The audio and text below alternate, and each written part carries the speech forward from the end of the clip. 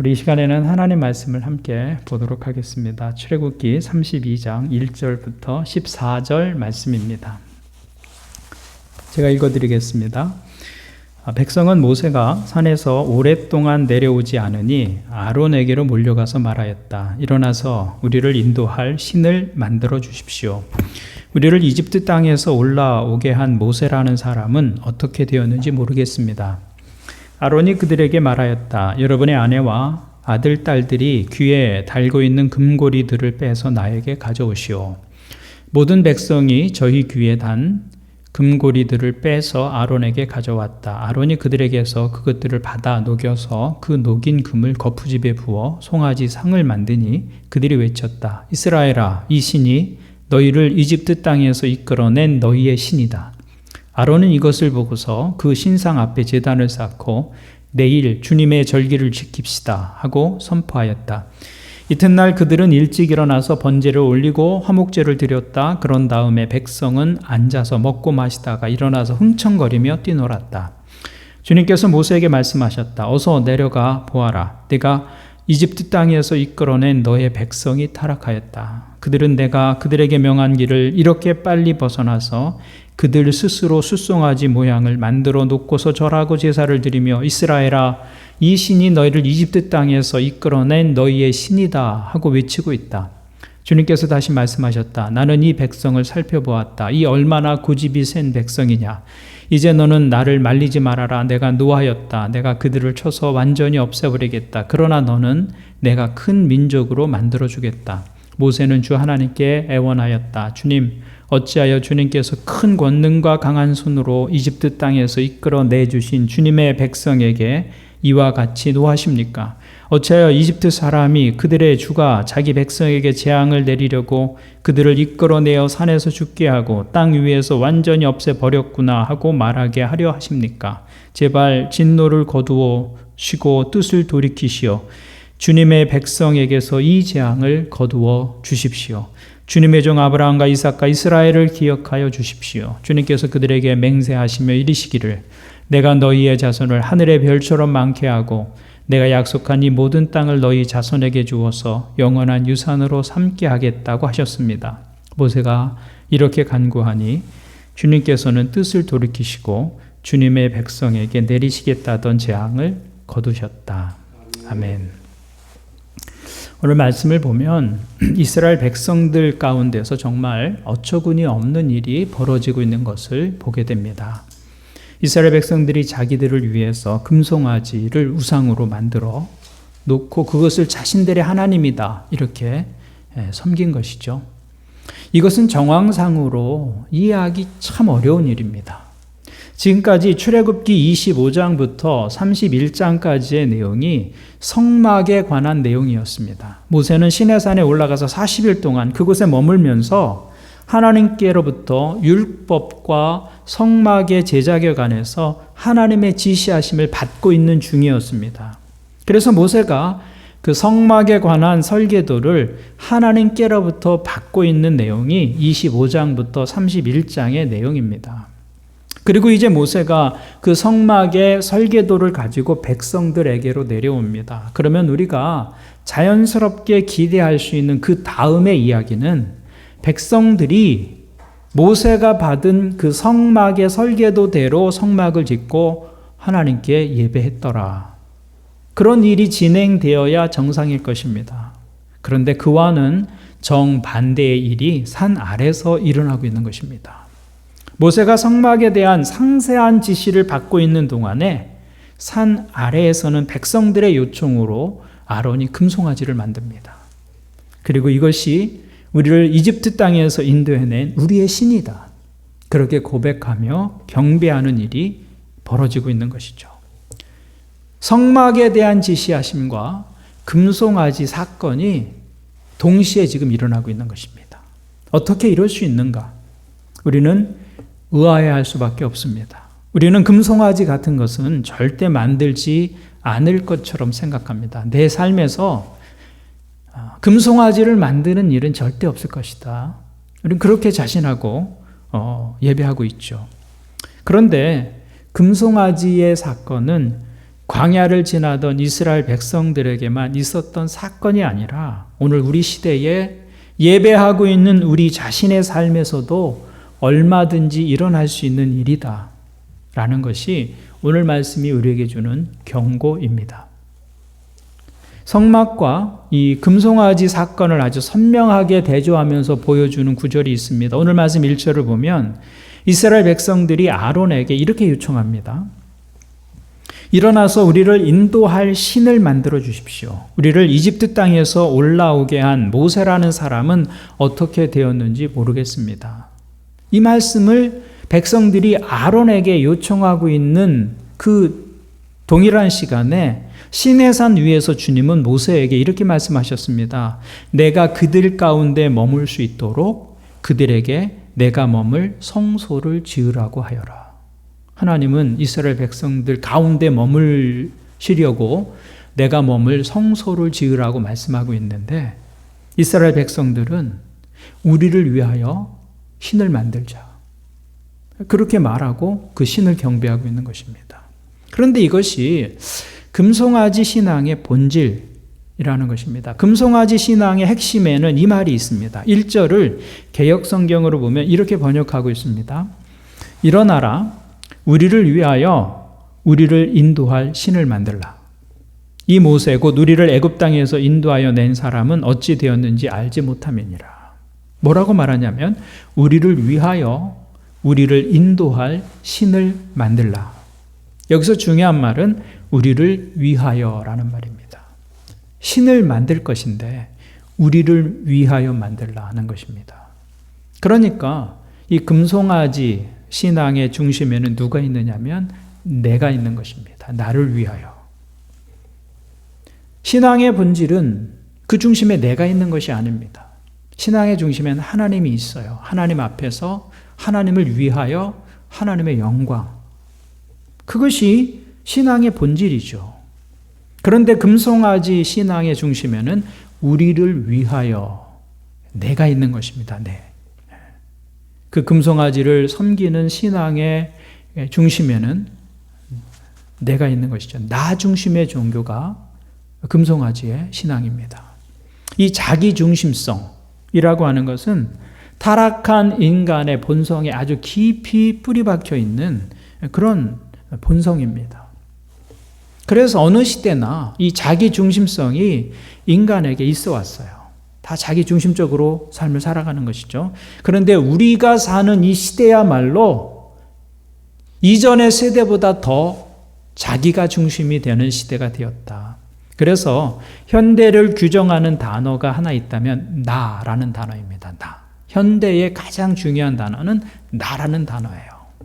현대의 특징적인 모습이 자신에 대한 관심에 있는 것이죠. 그래서 현대로 들어오면서 강조된 단어가 나라는 단어입니다. 2007년에 흥미로운 사전이 하나 출판됐는데요. 한국 현대 시어 빈도사전이라는 사전입니다. 이 사전은 344명의 한국 시인들이 창작한 8,201편의 그 작품을 사용된 단어들 62만 단어를 조사했는데요. 그 조사한 단어들의 빈도수를 따라서 이제 그 단어들을 설명하는 그런 단어입니다. 근데 한국 현대시에서 가장 많이 나타나는 단어가 어떤 단어일 것 같습니까? 한국 현대시에 가장 많이 나타나는 단어는 나라는 주어였다는 거예요. 나. 그러면서 이것은 이전의 시와 현대시, 이전엔 시조였겠죠. 그런 시조와 같은 이 과거의 시들과 현대시 사이에 가장 큰 차이점이다. 이렇게 설명하고 있습니다. 이전의 시에서, 현대 이전의 시에서는 나라는 표현이 거의 나오지 않는다 그래요. 그런데 현대에 들어오면서부터 나라는 단어가 시에서조차도 가장 많이 사용되는 단어다. 우리 생각에는 시라고 하니까 사랑이라는 단어가 가장 많이 나올 것 같은데 의외의 결과였습니다.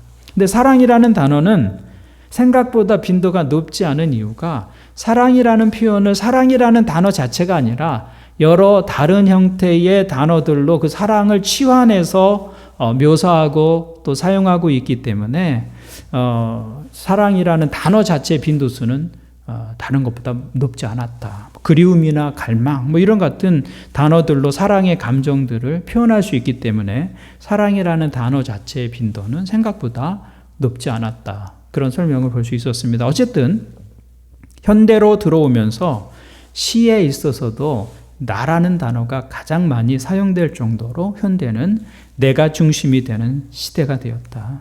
그런 현상을 고스란히 담아서 등장하는 것들이 무엇입니까? 혹시 아이폰이고 아이패드인 것이죠.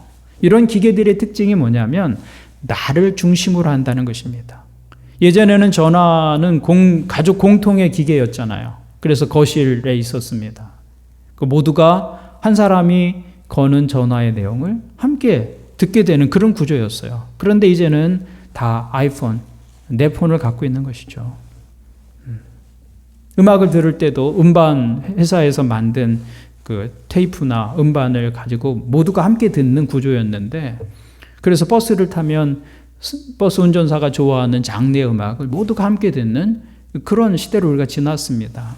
그런데 이제는 10사람이 한 공간 안에서 음악을 들어도 자기 취향에 맞는 음악을 자기가 선택해서 듣고 있는 것이죠. 세상이 이렇게 점점 나를 중심으로 돌아가도록 발전하고 있다. 그래서 21세기의 주어는 나입니다. 나. 물론 이런 시대적 변화가 긍정적인 면도 있고 부정적인 면도 있을 것입니다. 나를 발견하고 나의 개성을 존중하는, 그래서 나를 소중히 여길 수 있는 그런 좋은 긍정적인 면이 있습니다. 그런데 결정적인 약점은 지나치게 내가 중심이 되면서 내 판단과 내 생각을 진리의 기준으로 삼고자 한다는 것입니다. 누가 뭐라고 해도 내가 중요합니다. 그래서 이제는 무엇이 진리냐? 내 행복을 보장해 줄 수 있는 이론과 방법이 진리라고 생각하는 것입니다. 객관적인 진리가 있어서 그 진리 때문에 내가 좀 싫어도 그렇게 좀 따르고 그렇게 살고 희생할 수 있는 그런 삶을 사람들이 더 이상 원치 않습니다. 그래서 우리 시대는 점점 더 객관적인 진리의 토대가 사라지고 있는 것이죠. 나의 진리가 있고 너의 진리가 있어요. 우리 모두가 함께 따를 공통적인 그런 객관적인 진리를 사람들이 자꾸 인정하지 않으려고 하는 것입니다. 누가 뭐래도 내가 좋으면 그만입니다. 내 중심의 삶이고 내 중심의 신앙입니다. 근데 지금 이스라엘 백성들의 모습이 바로 그런 모습이다라는 것입니다. 이스라엘 백성들이 이렇게 말합니다. 우리를 위하여 우리를 인도할 신을 만들라. 우리를 인도할 신을 만들라, 이렇게 말합니다. 이 말이 얼마나 모순적인 말입니까? 나를 인도할 신이 필요한데 그 신을 우리가 만들자라는 것입니다. 내가 만들었는데 내가 만든 신이 어떻게 나를 인도할 수 있겠습니까?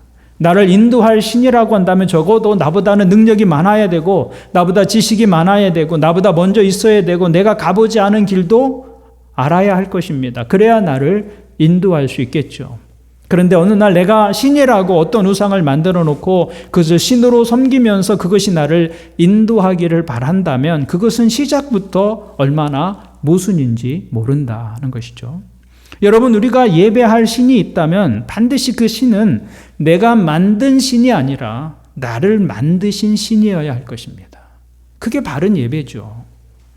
그래서 참 종교와 거짓 우상의 가장 중요한 차이점은 내가 만든 신이냐 나를 만든 신이냐라는 것입니다. 여러분, 어느 쪽을 선택하시겠습니까? 그래서 신구약 성경의 맨 처음 구절이 무엇입니까? 창세기 1장 1절을 보니까 태초에 하나님이 천지를 창조하시니라. 신앙은 거기서 출발하는 것이죠. 예배는 여기서 출발하는 것입니다. 내가 만든 하나님이 아니라 나를 만드신 하나님을 예배하는 것이죠. 그런데 사람이 교만해지면 그 중심에 하나님 대신 자기를 세웁니다. 자기를 높이고 자기를 영광스럽게 하고 자기를 숭배하는 것입니다. 이스라엘 백성들이 하나님을 금송아지로 대치한 것은 사실은 삶의 주어를 하나님에게서 자기로 대치한 것입니다. 내가 하나님의 자리를 대신한 것입니다. 하나님의 자리에 내가 서는 거예요. 이것은 또한 2인자였던 아론이 모세의 자리를 차지하려고 했던 것과 일맥상통하는 이야기입니다. 아론은 이 금송아지 사건이 벌어지기 전까지만 해도 자신의 역할을 잘 감당하던 사람이었습니다. 그는 모세가 말에 능하지 않았기 때문에 모세의 대변인 역할을 했습니다. 바로 앞에서, 백성 앞에서 모세를 대신해서 하나님의 말씀을 전하는 일을 했죠. 모세의 입과 같이 그렇게 활동했습니다. 모세를 도와서 각종 이적을 행하기도 했고, 광야에서 아멜렉과의 전투가 벌어졌을 때는 산 위에서 기도하는 모세의 그 한 팔을 받쳐주기도 했어요. 그는 모세라고 하는 지도자를 돕는 조력자였습니다. 아주 훌륭한 조력자였습니다. 그런데 모세가 시내산 위에 올라간 상황에서, 이제 모세가 부재한 상황에서 아론이 주연이 되려고 했던 것이죠. 그는 백성들의 요구, 우리를 위하여 우리를 인도할 신을 만들자라고 하는 그 백성들의 요구에 대해서 모세가 내려올 때까지 조금만 더 기다리자라고 말했어야 했습니다. 그런데 이 모세가 없는 상황에서 아론은 조연이 아니라 주연이 되고 싶었습니다. 그래서 백성들의 요구를 받아들이고 스스로 이 일의 주동자가 되어서 너희 귀에 금고리를 빼서 가져오너라. 그래서 그 금송아지를 만들고 그 금송아지를 숭배하는 일에 아론이 앞장서게 된 것이죠. 아론이 모세의 자리를 대신하려고 했던 것, 그것과 금송아지를 숭배하는 신앙, 하나님의 자리에 자신이 서는 것과는 그런 일맥상통하는 맥이 있다는 것이죠. 다 자기를 중심에 놓으려고 하는 것입니다. 내가 중심이다. 그것이 바로 금송아지 신앙의 본질입니다. 자기 중심적인 사고. 그래서 하나님을 하나님 자리에서 내려놓고 자신이 그 하나님 자리에 서게 되는 것. 그것이 금송아지 신앙의 본질이다라는 것입니다. 그런데 내가 주인이 되고 내가 주어가 될 때 반드시 나타나는 현상이 있습니다. 그것은 기다리지 못한다는 것입니다. 그래서 1절을 다시 보면 이 사람들이 왜 금송아지를 만들었는지를 이렇게 표현하고 있습니다. 백성은 모세가 산에서 오랫동안 내려오지 않으니 아론에게로 몰려가서 말하였다. 개역개정에서는 이 말씀을 이렇게 번역하고 있어요. 백성이 모세가 산에서 내려옴이 더딤을 보고 모여 백성이 아론에게 이르러 말하되, 모세가 산에서 내려옴이 더딤을 보았다. 이렇게 이야기하고 있습니다. 이 말은 객관적인 시간을 말하는 것이 아닙니다. 모세가 실제로 늦게 내려왔다, 그런 말이 아니죠. 이 말은 백성들이 기대하고 예상했던 시간보다 모세가 내려오는 게 더뎠다는 주관적인 표현입니다. 자기들의 생각에는 모세가 내려와야 할 때가 지났습니다. 지나도 한참 지났습니다. 그래서 모세가 내려옴이 더딤을 보고 아론에게 이르러 말하되, 일어나라, 우리를 인도할 신을 우리를 위하여 만들라. 이렇게 요구하게 된 것이죠. 이것이 내가 중심에 있다는 증거입니다. 하나님의 시간을 기다리지 못하는 것입니다. 그래서 하나님의 시간에 대해서 내가 판단합니다. 늦다, 더디다, 이렇게 판단하는 것이죠. 신앙에 있어서 이 시간의 문제는 아주 중요한 영역입니다. 신앙에서만 그렇습니까? 우리 인생에서 우리가 제일 많이 씨름하고 싸우고 고통스럽게 느끼는 영역이 바로 이 시간의 영역입니다. 우리는 늘 이 시간하고 싸웁니다. 그 시간 때문에 초조해지고 안달하고 견디지 못하고 이렇게 돼야 되는데 왜 이렇게 안 되는지, 왜 이렇게 안 되는지 하면서 조바심을 내면서 살아갑니다. 자녀들을 기르면서도 가장 큰 어려움이 무엇입니까? 기다려주지 못하는 거예요. 자녀를 기다려주지 못합니다. 아이들은 항상 느리잖아요. 우리 생각보다 항상 느립니다. 부모의 생각보다 빠른 아이들은 거의 없어요. 항상 느립니다. 그런데 하나님도 느리십니다. 하나님도 우리 생각보다 항상 느리십니다. 그래서 하나님에 대한 불신이 가장 쉽게 드러나는 것이 바로 이 시간의 부분입니다. 시간의 부분. 하나님이 더디다고 생각하는 겁니다.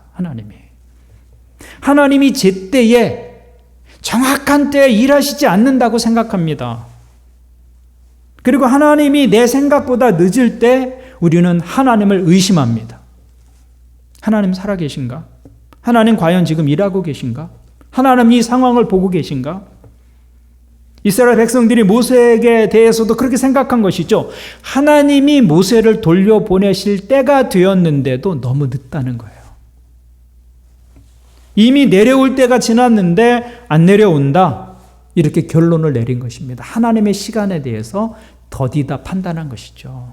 그리고 그 판단을 가지고 아론에게 달려간 것입니다. 이제 우리는 더 이상 모세도 하나님도 기다릴 수 없게 되었다. 이렇게 말하고 아론에게 요청하는 것입니다. 그러므로 더 기다리지 말고 우리를 위하여 우리를 인도할 신을 만들라. 이것이 그들의 결론이었다는 것입니다. 그래서 아론에게 신을 만들어 달라 제안하는 것입니다. 1절에 이스라엘 백성들이 아론에게 하는 말을 다시 한번 보십시오. 백성은 모세가 산에서 오랫동안 내려오지 않으니 아론에게로 몰려가서 말하였다. 일어나서 우리를 인도할 신을 만들어 주십시오. 우리를 이집트 땅에서 올라오게 한 모세라는 사람은 어떻게 되었는지 모르겠습니다. 일어나서 우리를 인도할 신을 만들어 주십시오. 그런데 여기 우리를 인도할 신이라는 단어를 원어로 보면 단수가 아니라 복수입니다. 신들입니다. 영어 성경에서도 보면 복수로 되어 있어요. Gods라고 그렇게 써 있습니다. 우리를 위하여 신들을 만들어라. 이것은 금송아지를 여러 개 만들었다 그런 말은 아닙니다. 그런데 이 사람들은 우리를 위하여 신들을 만들라 이렇게 이야기하고 있다는 것이죠. 이 사람들은 지금 참되고 유일하신 하나님을 버리고 있는 것입니다. 그들에게 필요한 것은 절대적이고 유일하신 하나님이 아니라 우리를 위하고 우리를 가나안 땅으로 인도해 줄 신들이 필요한 것입니다. 꼭 하나님이 아니어도 괜찮습니다. 여기에 그들의 동기가 있는 것이죠.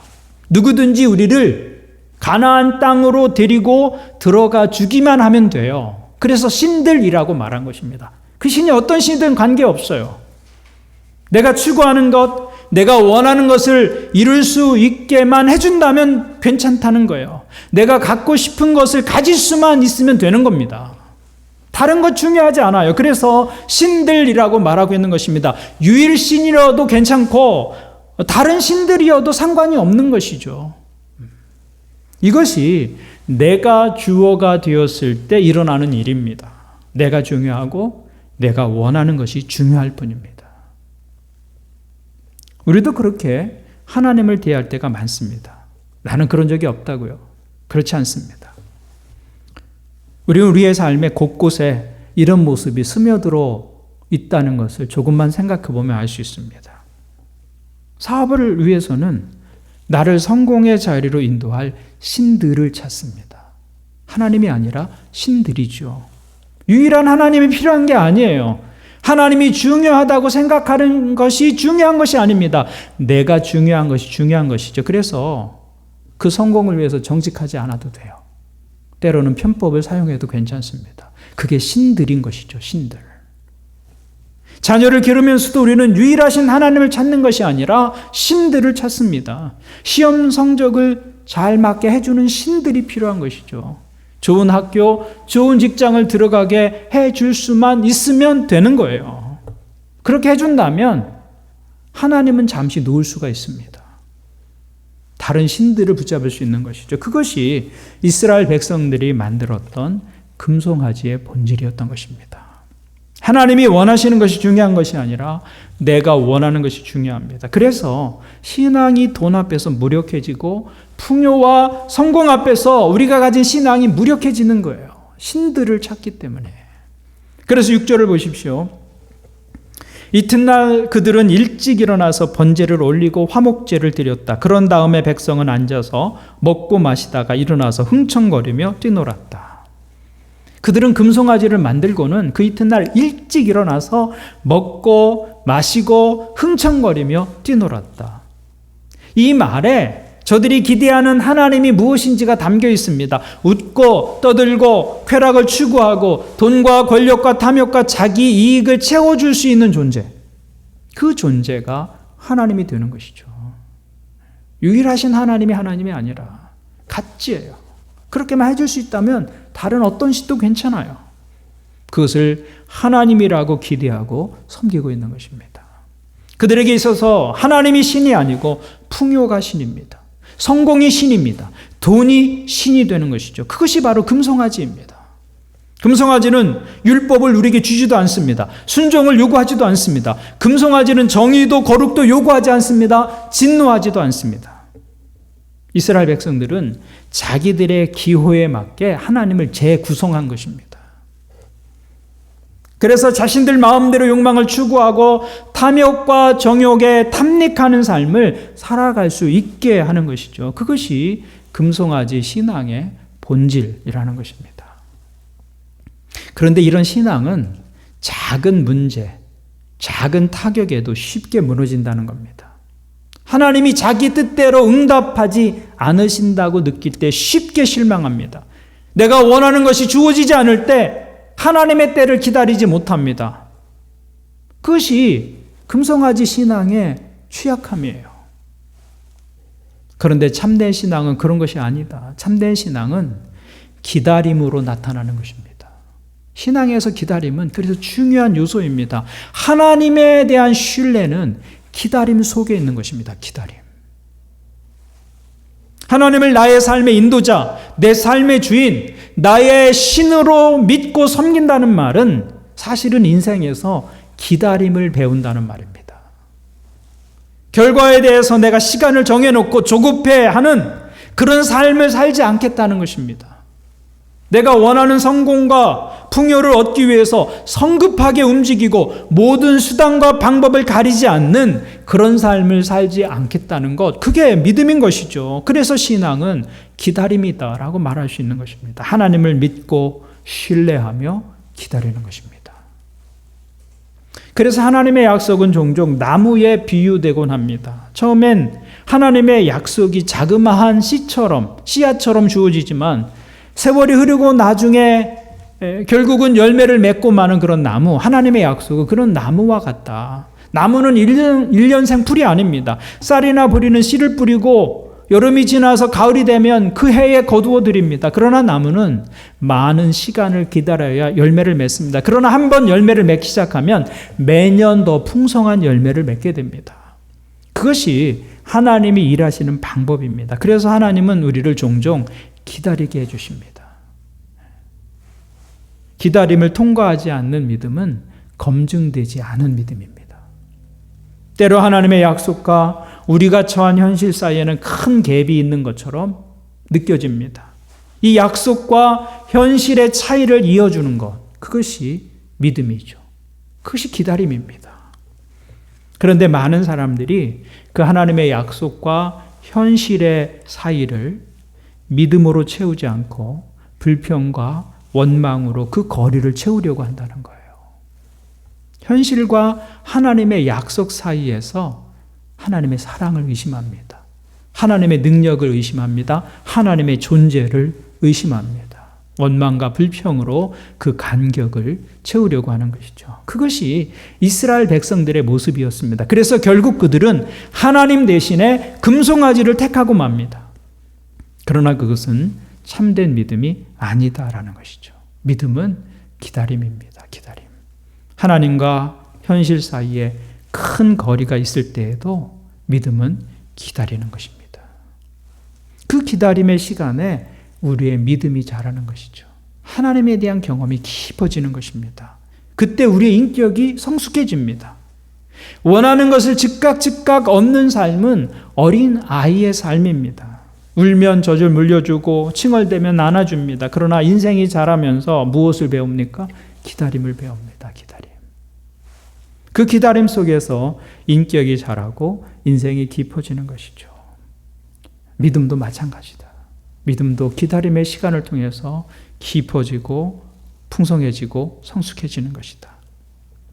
그런데 그 기다림의 시간은 견디기가 힘듭니다. 그래서 그 기다림의 시간을 포기하지 않고 그 기다림의 시간에 지치지 않기 위해서는 우리가 해야 할 일이 하나 있어요. 그것은 하나님께 묻는 것입니다. 하나님께. 우리가 왜 기다리지 못하느냐 하면 하나님의 음성을 듣지 못하기 때문입니다. 이스라엘 백성들이 해야 했던 것은 하나님께 묻는 것이었어요. 이 상황에 대해서. 그런데 하나님께 묻지 않습니다.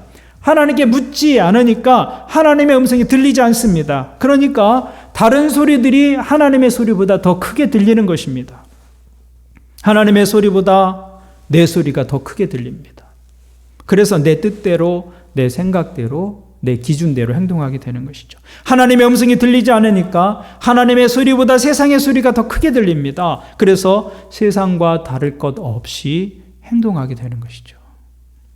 하나님의 소리를 듣지 못하기 때문에 기다리지 못하는 것입니다. 그래서 주님은 믿음은 들음에서 난다. 이거 굉장히 중요한 것입니다. 믿음은 들음에서 난다. 하나님의 말씀을 듣지 못하기 때문에 기다리지 못하는 것이죠. 거기에서 믿음의 실패가 시작되는 것입니다. 그러므로 여러분이 평안할 때에 하나님의 음성을 듣는 훈련을 게을리해서는 안 될 것입니다. 기록된 하나님의 말씀을 규칙적으로 읽고 묵상하는 삶을 살아야 합니다. 평상시에 말씀과 기도로 하나님과 연결된 삶을 살아야 하는 것이죠. 그래야 하나님이 기다리라고 하시는 때에 믿음으로 기다릴 수 있는 것입니다. 그것이 금송아지 신앙을 극복하는 비결인 것이죠. 신앙은 기다림입니다.